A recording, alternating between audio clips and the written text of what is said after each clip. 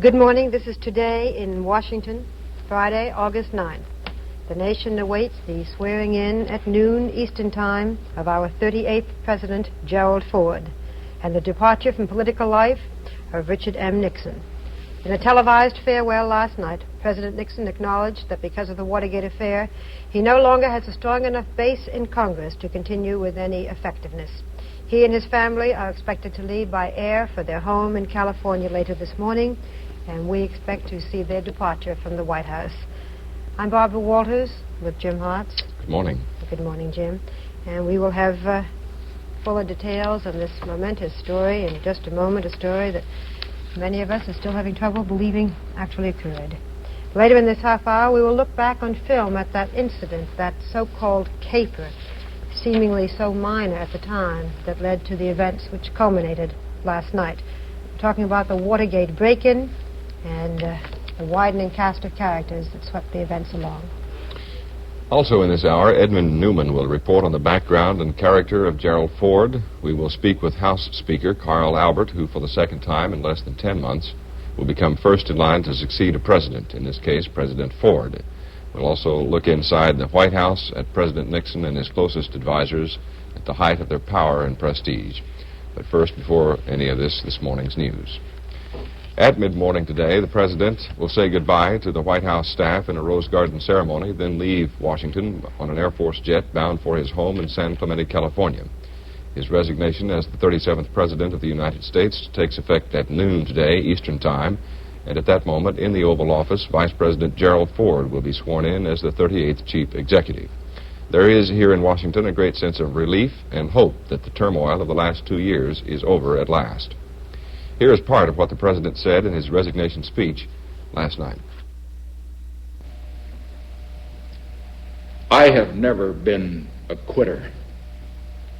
To leave office before my term is completed is abhorrent to every instinct in my body.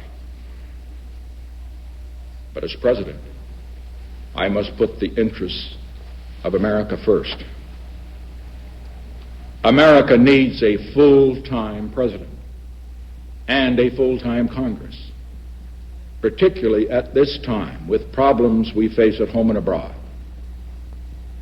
To continue to fight through the months ahead for my personal vindication would almost totally absorb the time and attention of both the President and the Congress in a period when our entire focus should be on the great issues of peace abroad and prosperity without inflation at home.